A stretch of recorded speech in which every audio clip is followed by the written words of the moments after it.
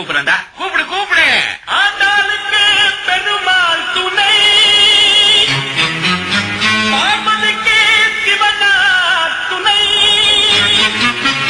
அந்த வள்ளிக்கு முருகன் துணை, லோக்கல் முனியம்மாவுக்கு நம்ம கலக்கல் கன்னியப்பன் துணை, நம்ம அண்ணனுக்கு யார் துணை?